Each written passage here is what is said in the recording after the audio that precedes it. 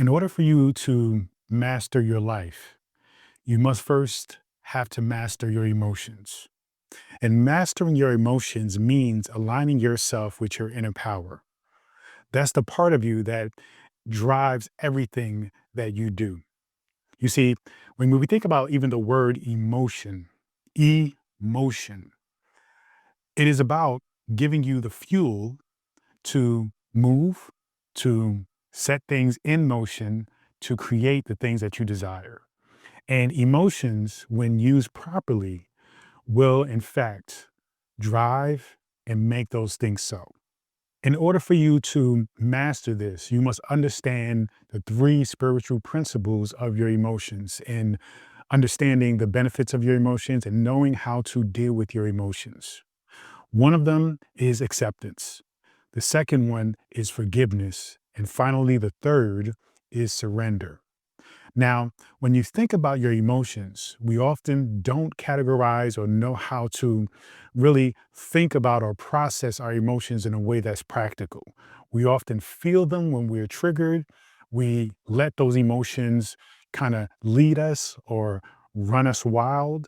When in fact, the best way to use your emotions isn't to just be triggered by them, but to actually use them productively to direct you toward that which you desire, the lifestyle that you want, right? The things that you wish to materialize. So, as we break down these principles, I really want you to sit with taking the time to consider the emotions you have, especially the ones that are, triggered, right? The things that often cause you to feel a sense of chaos and not in control over what's going on with you. Okay. So, the first thing you want to do when having an emotion is to simply accept that emotion, right? Acceptance is one of the pillars of mastering your emotions. When you accept that you have the emotion in the first place, not only does it take away its power to overwhelm you, but it actually empowers you to recognize and say, okay, this is what I'm feeling. And now you get to ask more questions as to why you're feeling this, right? Is the thing that triggered the emotion to erupt and happen, is it something that is valid? It is something that is based in truth or fact? Or is it just something that leans into insecurity, right? Maybe not feeling worthy enough, not feeling good enough. And we know that when you lean into the areas of the ego where it is seeped in and is the byproduct of creating fear and anxiety and lack of or doubt, that is essentially not who you are, right? That is your false self. But when you get into the reality of who you are, pure consciousness, then you know that, okay, these feelings that I'm having are giving me an insight as to negative belief systems or false paradigms that really don't align with who I truly am. And so accepting the emotion as they come is very important, is very key. Now, once you accept the emotion as it comes, if you have reacted already, right, to the emotion and you have erupted and you have exploded and you've, reacted in a certain way that doesn't serve you, it is okay to forgive yourself, right? You can forgive yourself for simply just having the emotion. You can forgive yourself for simply allowing the emotion to overtake you and cause you to make decisions or do things that really don't serve you. But the important thing is you acknowledge that this is a process.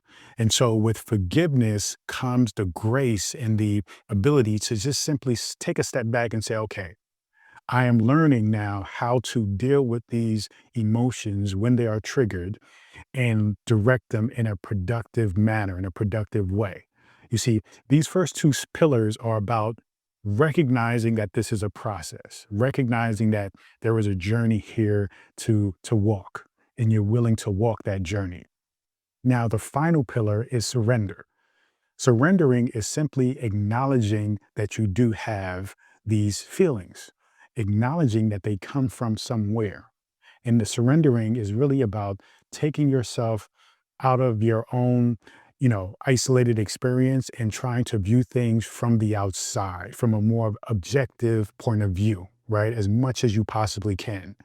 And just simply fall into the realm of compassion and having an understanding as to, okay, this is why I have this trigger. But I do not have to continue to be led or manipulated or to be, taken to a space where that doesn't align with who I truly am. So it allows you to take a moment when you are interacting with people or when you find and you are mostly triggered, right? Those areas and times where you're mostly triggered, that you give yourself grace and you surrender to allowing the trigger to happen, but not simply you reacting or responding right outwardly with the trigger. You're surrendering to feeling, okay, I'm still feeling this when this person does this or reminds me of this or says this. But I know, right, by way of dealing with the processes on a conscious level, right, you know that those things aren't really who you are, right? So if a person says you're ugly, and usually you will be triggered by that, right, because there is a part of you that feels that you are not the most attractive or you don't have the perfect body or the perfect look, you know that that isn't true, right? You know that there is beauty within you and there is beauty outside of you, that you are beautiful, you are a beautiful individual. So you recognize that though that opinion is subjective, it really isn't an objective factual, opinion or way of thinking. So you recognize that, okay, this right here that normally would trigger me really has no power over me because that is one person's opinion and it isn't based on truth. It isn't based on reality. It isn't based on the fundamental truths of the universe or the law, right? It isn't a universal law. And so you can surrender those triggered emotions from a place of letting it go. You see? So letting it go allows you to identify the trigger before you react from it. And then you can actually begin the process of healing and recognizing that that trigger isn't based on truth. It is based on a old program that somehow you picked up and you installed within your software, within your hardware as a way of being, as some kind of belief system or paradigm. But it isn't based on anything real. And so as you recognize that with surrendering, you ultimately let it go. And then you begin to cultivate a path for you to begin healing. You see, so as you recognize letting go, surrendering is a part of the journey, right? After you have understood forgiveness, right? After you have understood acceptance.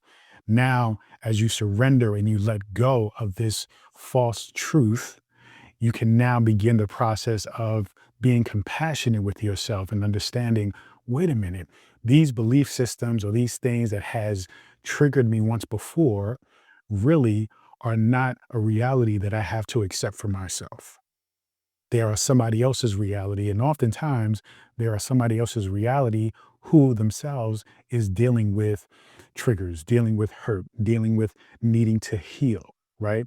So it isn't even coming from their truth, their higher self. So now you understand that you don't have to receive it, right? Because if you receive it, it is going to take away from you tapping into your higher self. And this is where the compassion comes in because now you understand, okay, this is the mechanism by which all these things happen and these triggers are placed within me and these insecurities are placed within me. But when you understand the mechanism, right, the cause and effect of you having these triggers in the first place, you understand, oh, the cause of this really isn't anything vital. It isn't really anything essential or important or real.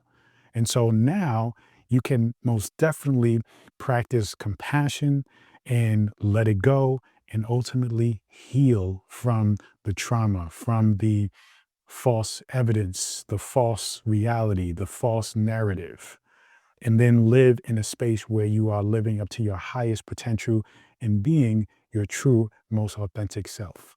So now is when you begin to reframe those triggers into tools for transformation. You see, it's just like when I talk about manifestation as being not the final destination of what you should be looking to obtain, but a tool by which you come into your understanding as to who you are as a creator of your reality. The same thing applies for triggers. It's just on the other spectrum.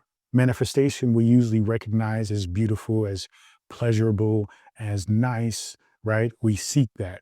And then we try to avoid the triggers and we look at that as something negative, something that we don't want to experience. We try to avoid it by any means. And even when we are triggered, we don't take accountability or responsibility for it. But in fact, triggers are things that are going to support you in many times more ways than manifestation does, because it allows you to see your weaknesses. It allows you to see where you're falling short, where you're missing the mark, where the opportunity is for you to evolve into your true self. So as you go through these principles, right, as you go through acceptance, as you go through forgiveness, as you go through surrendering, and then getting into the compassion and healing from these triggers and these emotions, that is when you actually learn to turn these triggers into tools to support you into your transformation from who you are now to who you truly are. Because understand, who you are now is not your true self. Your journey, your spiritual journey, is about you peeling away the layers of the parts of you that aren't you, the false self, the false beliefs, the negative paradigms, the negative habits, all those things that don't serve you and are taking away from you living out your true purpose, right? And being your true essence, your true self, consciousness. So as you learn to identify and be mindful about the triggers, you can then go through this process of breaking down those triggers to understand that there is room there for you to actually let your consciousness expand and grow, right? Because it's not about just simply acting like the triggers don't exist. It's about acknowledging that they do exist. But when you know how to process them, they are not something that is causing you harm anymore, right? They're not causing you chaos anymore, sadness, discomfort. They're not ruining relationships anymore. But in fact, you are using them as a mechanism to look within and see all of the negative belief systems and all the things that are really causing you to not be your highest possibility, your true self. And so it's important for you to own these triggers in a way, though, that only supports your growth. Not in a way where you just say, well, this is who I am. I'm going to be triggered when somebody says this, and that's okay. That's not okay. You only are supposed to use your triggers to evolve into your true self, not to stay stuck in the false self. Not to say, well, if somebody says this and does this to me, then this is who I am, and that's okay. If you know that doesn't lead you to the path or to the peace and the tranquility and the happiness and joy that truly is who you are. So you have to recognize that yes, you can understand and accept, right, those triggers by only by accepting them in order to use them as a tool for transformation. Don't accept them and think that, okay, this is just what it is and this is just who I am. So what? No, you accept them as a way of receiving them in a way to look at them as objective as possible, right? Forgive yourself for having them or reacting, because a lot of times we don't want to accept them because we're not able to forgive ourselves for what we did when we were triggered by them. So you have to accept them. You have to forgive yourself for being triggered by them and reacting and doing whatever you do or did. And then you have to surrender them and let them go. But you have to also incorporate the compassion, right? And understanding what's going on with those emotions and why they are triggering you. And when you do that, that's where the transformation happens, because that is when you let go of the ego, the false side of you, and then you come into ownership of consciousness, which is your true self. Thank you so much. Feel free to go to drabundant.com, subscribe to my daily newsletter, get access to this free ebook, and so much more. Continue to join me on this journey. Peace and abundance always.